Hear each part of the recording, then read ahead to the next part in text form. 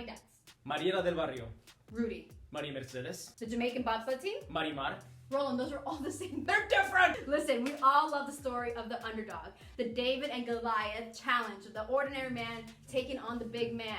It inspires us to do the same in our community. Think of AOC, who was a blue-collared service industry worker in New York who decided to take on one of the most powerful Democrats in the House of Representatives and actually won. Amazing. Hell yeah. Bravo! That brings us to today's guest, Rene Moya.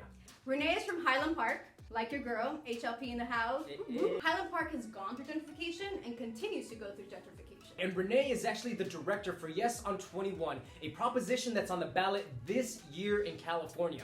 And he is taking on big money interests to stand up for his community. That's right, we love it. So let's hear what he has to say. Roll it! Vámonos! I'm the campaign director for the Proposition 21 campaign. My name is Rene Christian Moya, and I'm also the director of Housing as a Human Right, which is the AIDS Healthcare Foundation's housing advocacy division, and I organize tenants to push back against their displacement. I grew up in Highland Park, HLP. Highland Park has been a place that I still, call home, that I love very much. Highland Park is very much a community that has experienced gentrification for the last 10 years. Gentrification is the replacement of poor and working class people. It means black people, it means Latino, for wealthier or middle class people for profit. It's definitely not for people like my mom who moved here from Mexico about 40 years ago. To me, gentrification also meant deeply loss. The loss of community, the loss of friends, the loss of family. I think that there is a debate to be had about how we are able to empower our communities to determine the course of investment. A lot of communities for a long time, very rightly so, would say that we need more investment in our communities because our infrastructure is falling apart. We have no public transit. We don't have any trees on our streets. We're food deserts. All of those things are real amenities that have real impacts, health-wise, psychologically, on the livelihoods of poor working class communities.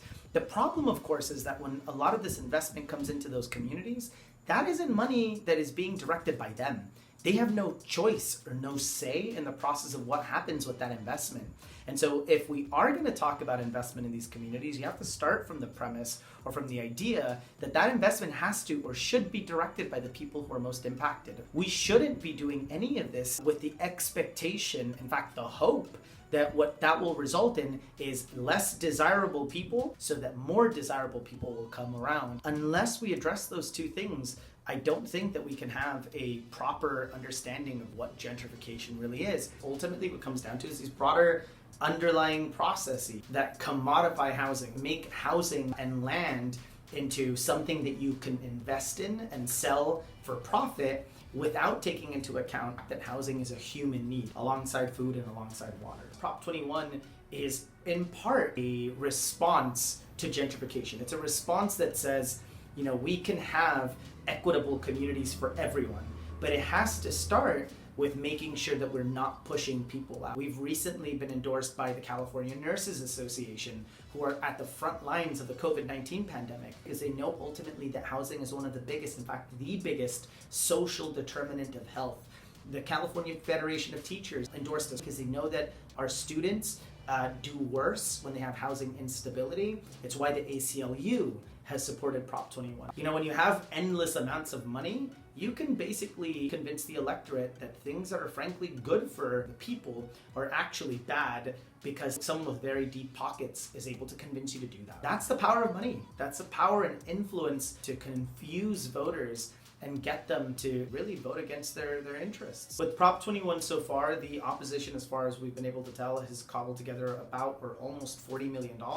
We have Blackstone, Invitation Homes, Avalon Bay Communities, Essex Residential, Equity Property Trust. All of these big private equity firms, these corporate landlords, they're all being organized by the California Apartment Association. The California Apartment Association and also the realtors have historically fought really hard against possible progressive changes. How is it that our elected officials decide that the people who should be making or deciding policy for us all is this small lobbying group in Sacramento who happens to have ungodly sums of money?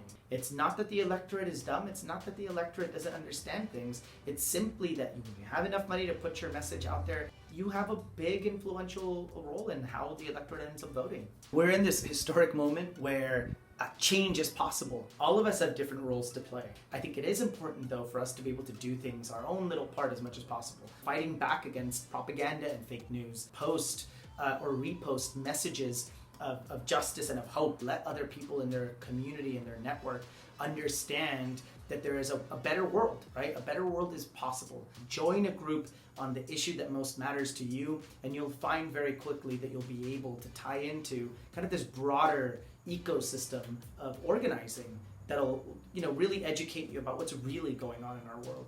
Politics is the story of how power is structured and how societies are structured by those forces. History is made by people, and historical progress is the result of people fighting back against injustice.